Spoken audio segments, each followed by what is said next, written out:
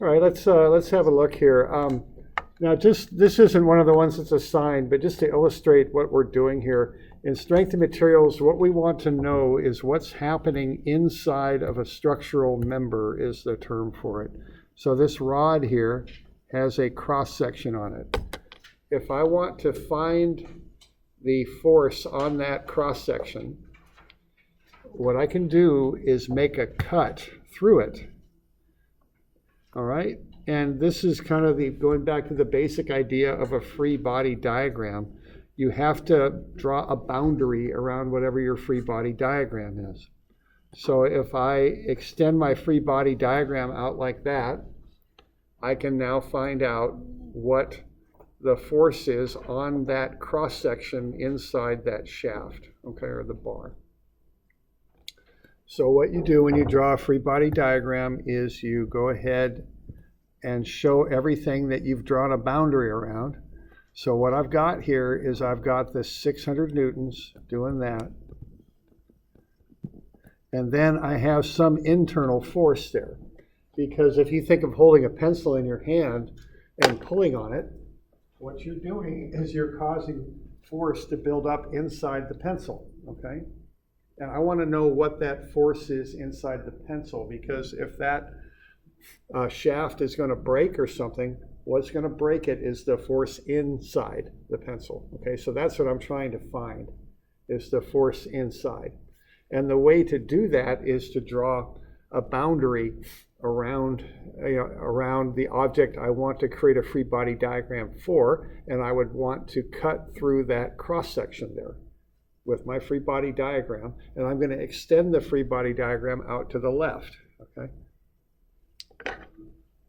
And I think it's pretty apparent that if you are pulling to the left with 600 newtons, you would pull back to the right here with 600 newtons, okay? You okay with that? So what's going to happen inside of that shaft is you're going to have a force of 600 newtons. That's what we're doing here. So we want to, in this class, in statics, you're mostly concerned with the reactions, what's happening outside. Now we're going to go inside.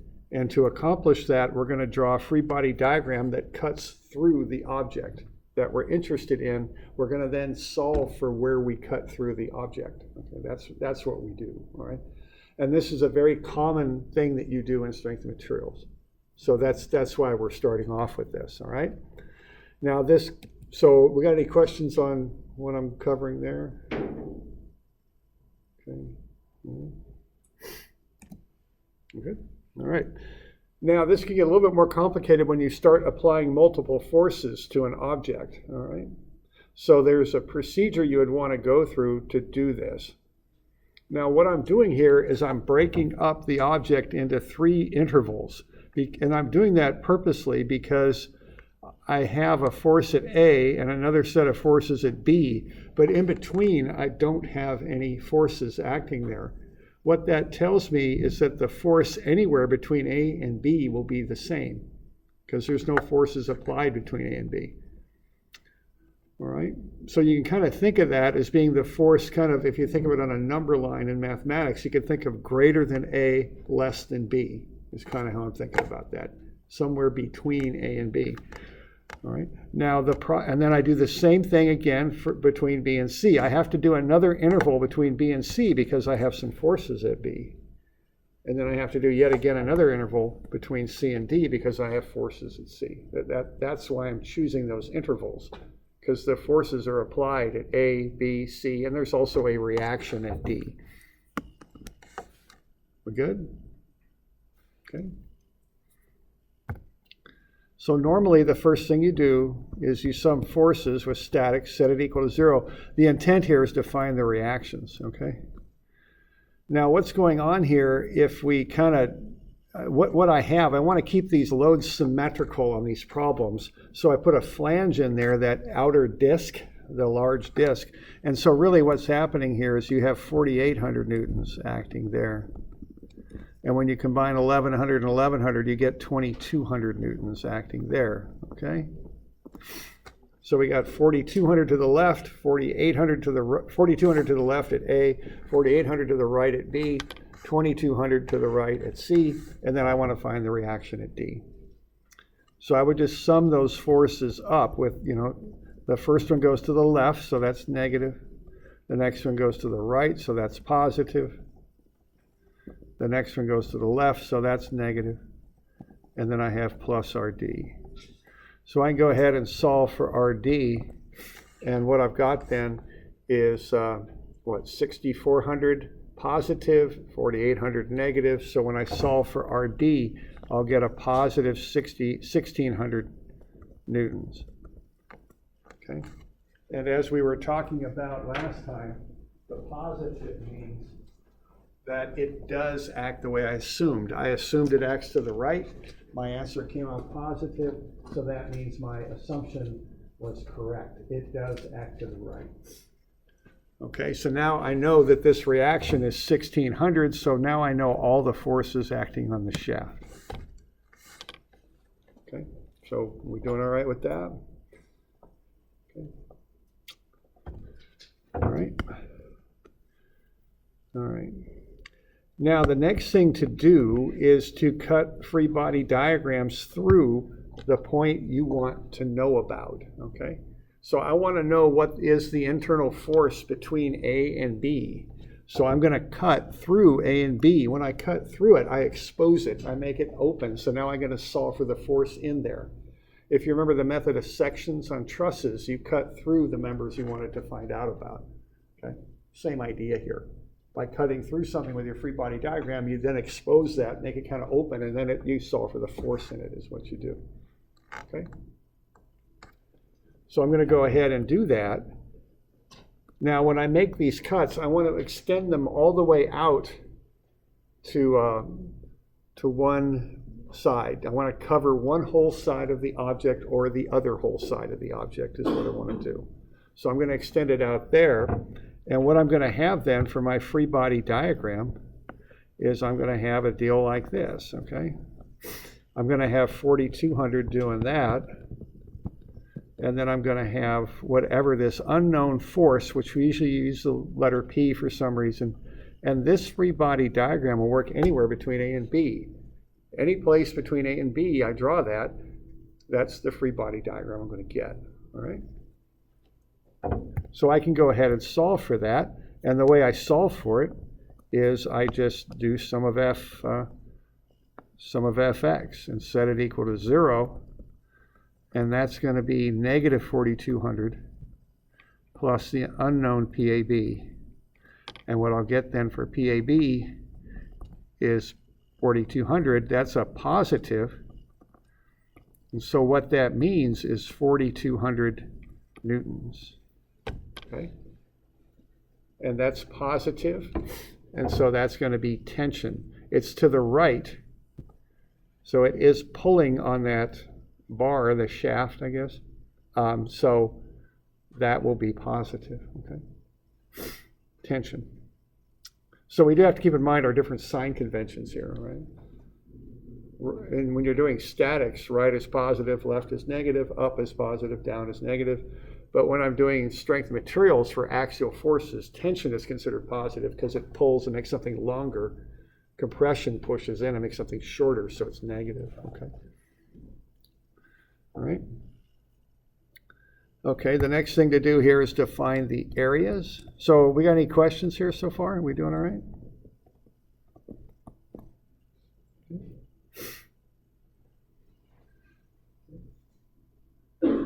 So that first area is 0.00283. And I'm sorry, this is a little bit messy here. So 0.00283 meters squared. I keep my units in newtons and meters. And then when I've got that, I can go ahead and find sigma, which is the normal stress. And I'll take the 4,200 newtons and I'll divide it by 0.00283 meters squared. And I'll go ahead and divide that out. And what I'm going to get then is the stress, and that's 1.49 megapascals Okay, because what I have there when I run those actual numbers, it'll be 1.49 times 10 to the 6 newtons per meter squared. Well, 10 to the 6 is a mega, and then the newton per meter squared is called a Pascal. So that's megapascals, and then T for tension. That's how I would get that answer, okay? So the deal with this is after you find reactions, you cut a free body diagram through the area you want to find out about. You cut through that, you open it up essentially, then you can solve for it. You're finding that force that's developed inside that shaft that'll hold the shaft together and keep it from failing. Okay? But that's the idea. So we doing all right with that?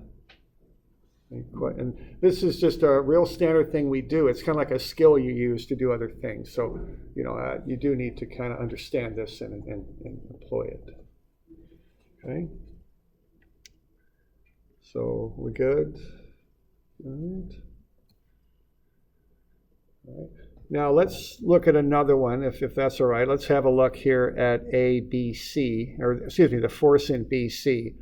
Now, what we have here for our overall free body diagram, if we kind of simplify it so we don't have those double loads. See, I put those double loads on there because I want symmetrical loads. I can't put a load in the middle of a shaft. I have to put one on either side of that flange. That's how I balance it, so I don't get any sort of odd, asymmetric kind of effect. So that's why I'm doing that. Let's kind of make a little simpler free body diagram, though. So there's 4,200. 4,800, 2,200, and this was, I think, 1,600. All right.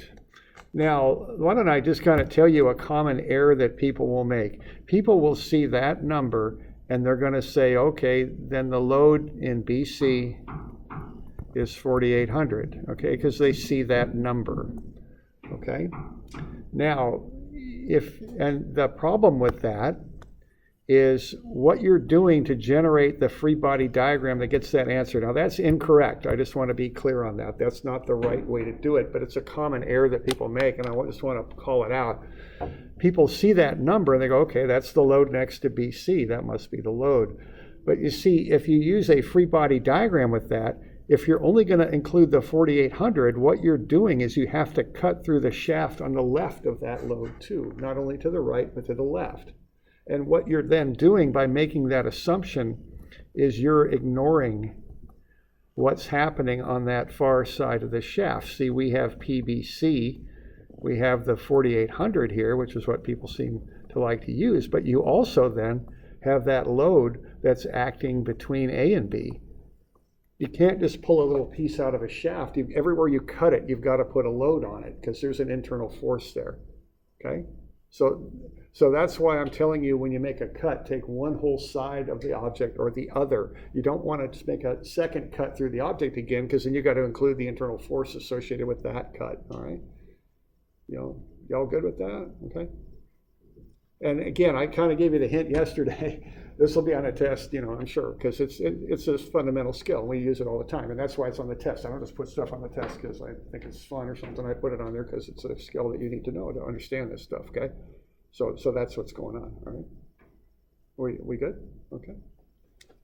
So the proper way to do this, if I want to find that internal force between B and C, is to cut between B and C, but then I don't want to pick up any other internal forces, so I don't want to cut that shaft open, so I'm going to go all the way to the left. You could also go all the way to the right. You'll get the same answer either way, okay? So when I do that, it's a little different. See, I don't include, I have to include a little bit more than just PAB, see? I've got to extend this out now, and then I've got 4,200 doing that. So there's my free body diagram to find PBC. Okay. And why don't we just run through that, because I think it'll have we could illustrate some things with that. So do we have any questions on why I'm doing it this way and what's up? I mean, that is a thing kind of I've learned in engineering. Part of it is the conceptual understanding, but the other part is knowing how to do it, and they're somewhat different. I've actually run through problems I didn't completely conceptually understand, but I knew what the method was. And I applied it, and I did that a few times, and I started to learn it. I started to learn the concept. Okay, don't get hung up on the concept sometimes. Learn the method. That sometimes the conceptual understanding lags behind that, but that's okay. You can do it a couple of times with the method, and all of a sudden it starts making sense. I've had a couple times when that happened to me. Okay. All right, so there we go. Sum of fx is 0. So now I got negative 4,200. Okay, you could say, hey, wait, that's pulling. Isn't that tension? But see, I'm on the static sign convention now. I'm doing a statics equation, so it's to the left. So I'm doing statics. That's negative, okay? And then I've got the 4,800 to the right. And then I've got what I have there. And again, that's PBC because it's going to the right. And then I'll solve for PBC. And what I'm going to get from that is when I solve that, I'm going to get negative 600, right? Because I'm going to have to solve for PBC. I've got to take the 4,800 and the 4,200 to the other side of the equation. So that's negative 4,800 plus 4,200 when I do that. So that's negative 600, okay? Now what that means was my assumption was wrong, okay? That's what a negative sign means on your answer. That's the meaning of that.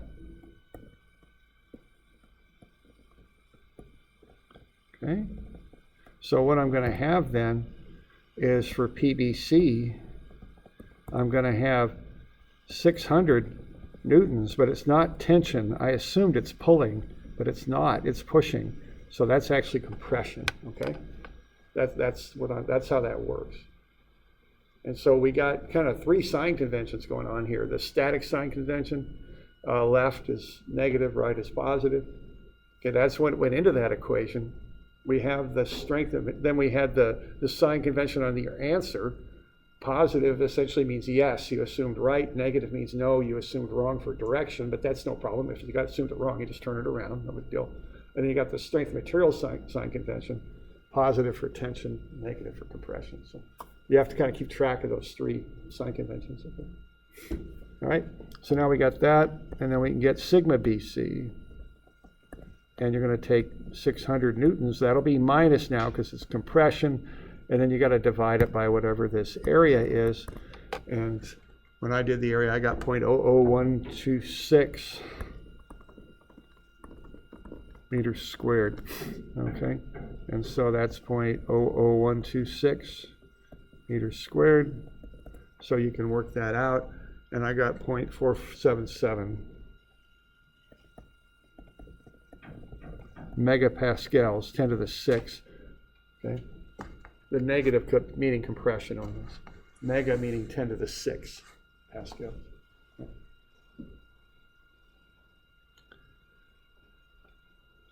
So we're doing all right with that.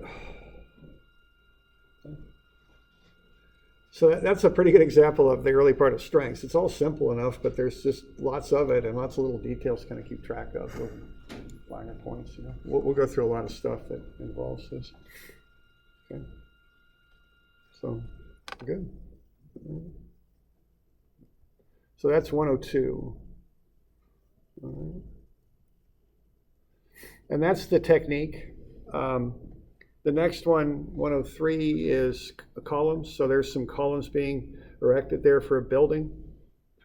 What's going to happen, you know, we kind of went through this a little bit, when you design a building, the load comes down on the beams go into main beams, the main beams run into the columns, and the columns then take the load down to the ground. That's how it works. So that's what I'm showing there, is those L-shaped brackets are welded onto the column, and then we have the forces from the main beams pushing down on those L-shaped brackets. Of course, as you go further and further down, that load will increase more and more on the column. You know. Okay. So it's the same sort of thing here. What you're going to want to do is find the reaction at C, and then you're just going to want to make a series of cuts. You know, that's how you could find PAB right there.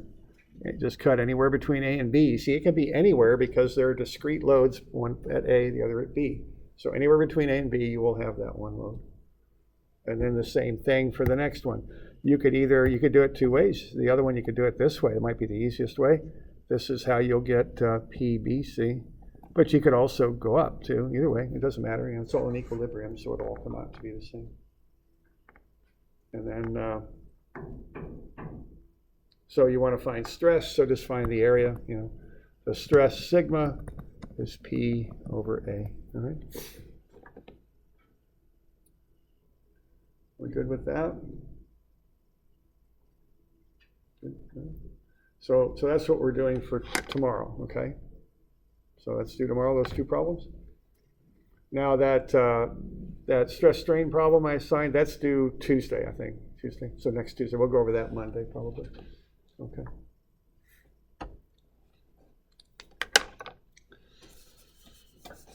All right.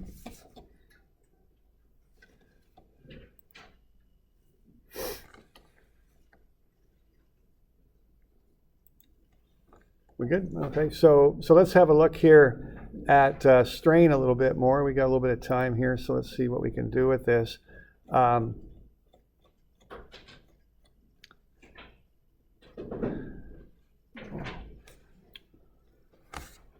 So I'm back in the book now.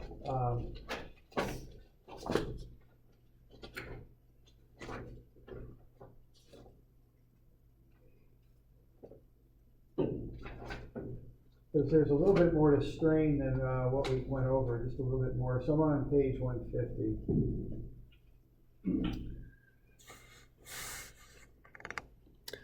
So strain is deformation divided by unit length. It's kind of a proportion of deformation is what it is. It's unitless. There's no units on it. And we are talking about axial strain there, which we designate with the Greek letter epsilon, delta over L. Okay.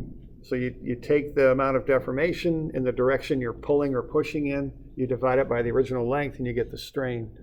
But however something happens, not only if you lengthen something out, it also gets a little bit thinner.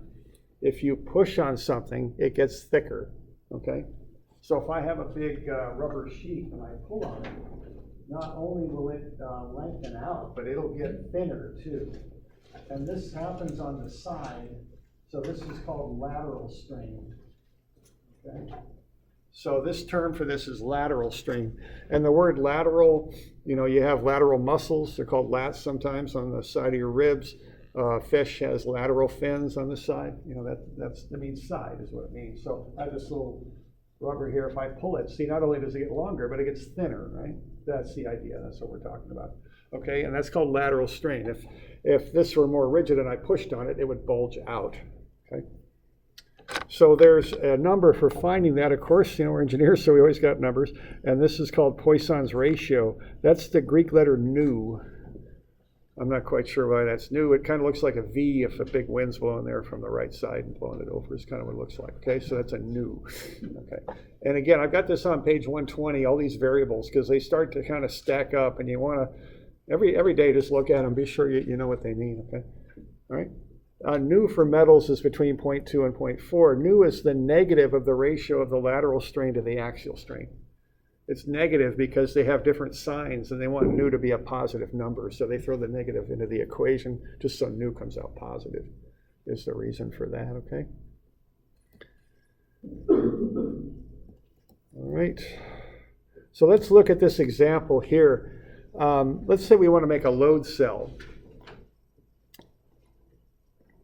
Okay, a load cell measures load. That's the meaning of the word. There's something called a lysimeter where they might build a big bin, put soil in there, and then measure the moisture content of the soil. It's a device that's used in ecology and watershed management. And they weigh the soil. They might take a sample of soil with typical vegetation on it, put it in a bin, and put these load cells underneath it. And that's how they measure the weight of the soil. And from that, they infer the moisture content of the soil, because the only thing that's changing is the amount of moisture, okay? So that's a possible use for one of these. Now, what we're going to do with this thing is we're going to have a post with a load on it. We're going to know the original diameter, and we're going to put a strain gauge on there and measure the new diameter as the load is applied.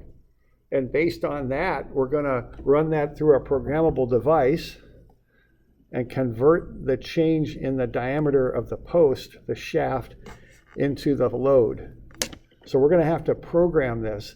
The input will be the new diameter. That's what we're going to put into this. That's what our strain gauge will get us. The output will be the load, okay? So it's our job here to program this thing. And that's one way to make a living as an engineer. You know, industrial plants all run now on PLCs, programmable logic controllers, and they take readings on one thing and make a change, like they might read the height of water in a water tank, and from that adjust the valve on the bottom to allow more water in or something like that, okay? And that's something that, you know, there's a whole field of engineering based on doing that. Okay, so let's have a look at what we're going to do, okay? What we know is we know the original diameter, we know the final diameter, and we also know the material properties, E and nu, okay? So let's look at a process. If we know those things, let's look at the process and how we will get to the load, okay? So our goal here is to find the load. And we're going to use this to do it with. So we're just going to apply these relationships that we've been working on and put them together into an equation to get us from the final diameter down to the load. Okay?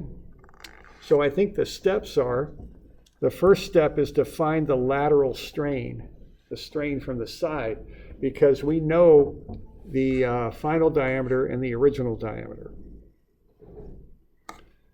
Based on that, we want to find the axial strain. If we know the axial strain, we want to find the axial stress. And if we have the stress, we should be able to find the load P. That's the sequence. That's what we're going to put together. Okay.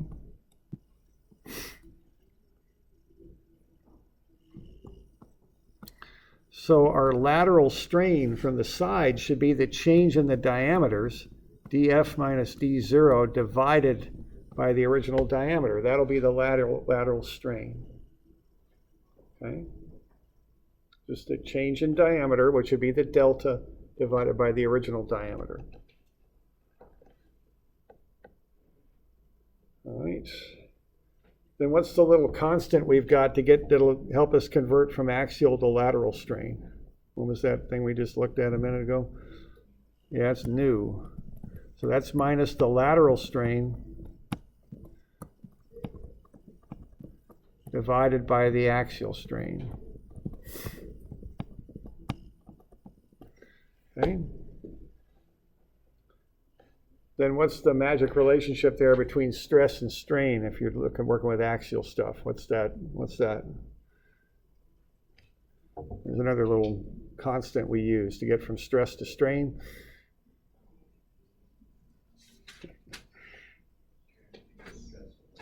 Yeah, we got E is sigma over epsilon, right? That's our little, okay? You know, see, I'm just trying to get you, these things are all, like I said, they're all just simple little things, but you got to put them together and remember them. And then the last thing, if you've got the stress, you should be able to get the load because the stress is the load over the area, right? So if you get the cross-sectional area, you should be able to get all that, all right? So that's the sequence. That's the stuff you would put together. And I don't have it arranged in the right way, but that is the sequence, all right? The equations we're going to use to do this. So now it's just a matter of rearranging these to solve for the thing we want to solve for. Okay. Yeah. For the axial stress, E equals, is that sigma? Yeah, sigma on the top. So E is the modulus of elasticity, which is that slope of that linear region on the graph that we looked at yesterday. E is the slope of that part of the line. And then sigma is the normal stress, which is the y-axis. Epsilon is the normal strain, which is the x-axis. Okay. Okay. And you know what? I instead of df and d0, when I made this, I used d2 and d1. So sorry about that. That's a little twist in what I just had up there. I'll use the d. It's this equation here. Instead of df and d0, I use d2 and d1. So the strain is delta over L. The lateral strain is d2, the final diameter, df, minus the original diameter, which a minute ago I wrote as d0, and I'm calling it d1. I'm sorry about that. and then divided by the original diameter. And then I've got nu is minus the lateral strain over the axial strain, E is sigma over epsilon, and sigma is P, the load over A, okay? So now I just have to kind of tidy those equations up a little bit to put them in the, kind of get them solved for what I want to solve for. So I'll just use the lateral strain as d2 minus d1 over d1, but I'll solve for the axial strain, which is epsilon, which is minus the lateral strain divided by nu. I'm just rearranging this equation and solving for the axial strain, which is epsilon. Then I'm solving this equation for the stress. It's E times epsilon, the modulus of elasticity, times the axial strain epsilon. And then if I take P and multiply it by the stress times then the load is the stress times the area.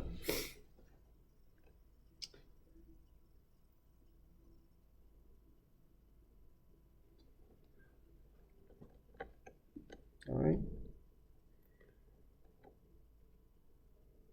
So we good with that? Is there a symbol for lateral strain? No, there isn't a nice symbol. It's not very commonly used, so they didn't come up with a Greek letter for it. At least not that I'm aware of. So there's no symbol for lateral strain. Okay. All right. But they have a symbol for the ratio of lateral strain and axial strain. Yeah, they do. I don't know. You guys are trying to apply logic to this situation. I don't know if that's really the proper way to go.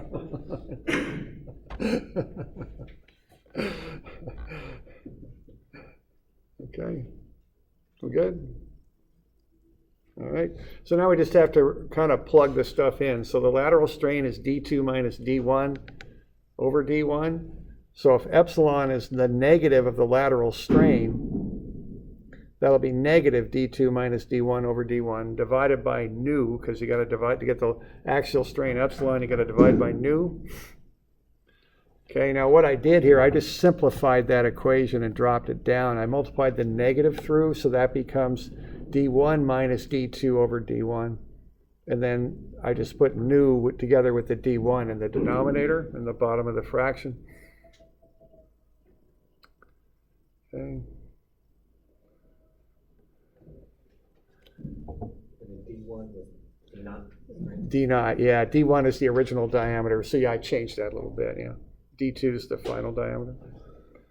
Okay, then I multiply it by E to get the stress, because if you take the strain times E, you get the stress. And then I multiply it by the area. Instead of going pi r squared, I decided to use pi d squared over 4 because it matches the other d's. And so one of the d1s on the bottom cancels the square on the d1 on the top. So there's my nice little equation, okay?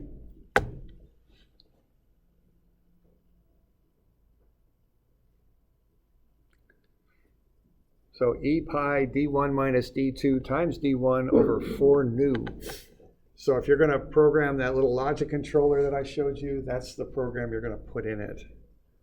So now what we have is, if I want to know what the load is, and if I know the material properties, E and nu, if I know the original diameter and the final diameter, I can plug all that stuff in there and I can solve for the load.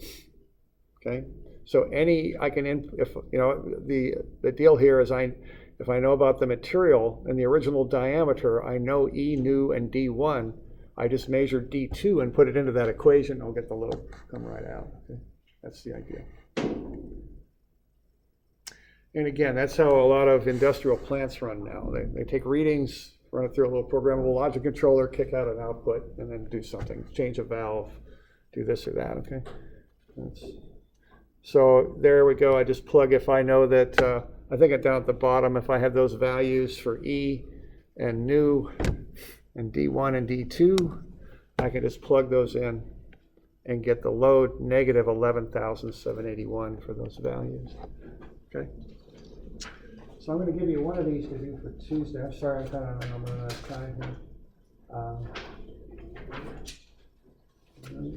Let's do one more of these. Let's do 122. I'll put that on the list for Tuesday.